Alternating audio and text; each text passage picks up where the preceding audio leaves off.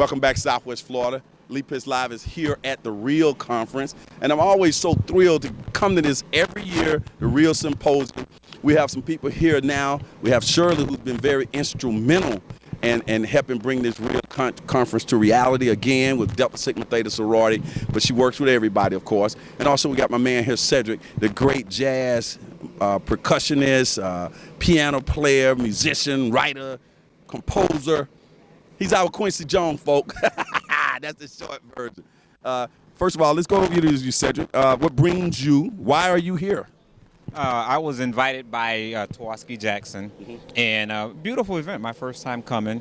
Love the speakers. Definitely Mr. Muhammad and Dr. Youngblood there, and everyone was just fantastic. I learned a lot. Brought my son. Needed him to hear this as well. Something that is very important in our lives and in our community. I think it should always be documented, and I think it always should be something that we are made a part of. And thank Ms. Burns and her staff for putting this together. Now, you're a musician and you're pretty popular around town, but you have that community consciousness about what you do. How do you tie and by the way, what he's talking about is the panel discussion that we saw earlier that took place in there. How do you blend both of those? Lee, my background is very simple. I'm from upstate New York. My family are educators and involved with the church, and we've always had that sense of community.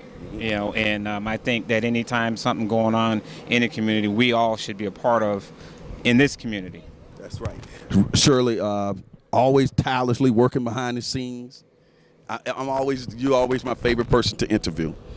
Tell our television audience what is taking place here today. We're going to talk to the people from the food bank. When I say what's taking place, the overall scope of the Real program today.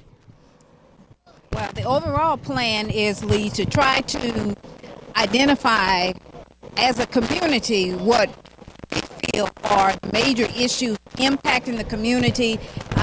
We know that the crime rate in our local community here has been high. We certainly don't want to reach the numbers that we experienced last year. So we wanted to reach out to get input for the community. So as a whole, we can try to develop kind of a blueprint to move forward and get everyone involved, to buy in.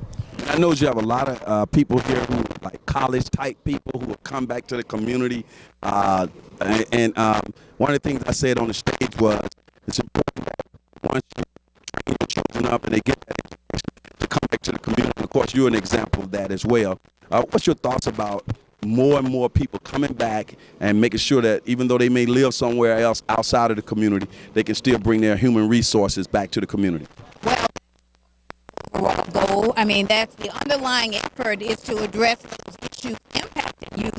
But overall, once we do that, then we have a community, we have jobs, because one of the ultimate outcomes of this also is jobs. We heard earlier the emphasis on justice and ensuring that as it relates to not just those youth that go off to college, but those who may have made a mistake somewhere along the way, that they can also come back into the community and be able to have a job to be able to fulfill their roles in the families. Outstanding. Now, looks like people are actually getting food.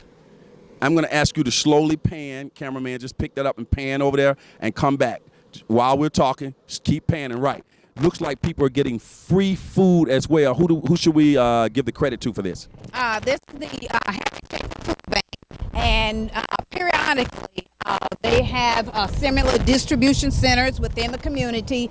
We wanted this distribution to be a part of our symposium today, and it's just another add-on to the educational component as well as, again, to ensure that all the neighboring, not just really in the Dunbar community, but throughout Fort Myers, that the food is available to them. And they're getting real grocery people, and I'm going to get me some groceries too.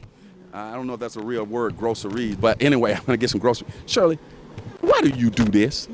Why do you do this? You're so passionate about this.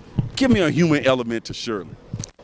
The human element is Fort Myers, I feel, and first of all, giving honor to God, this city has been, I feel, great.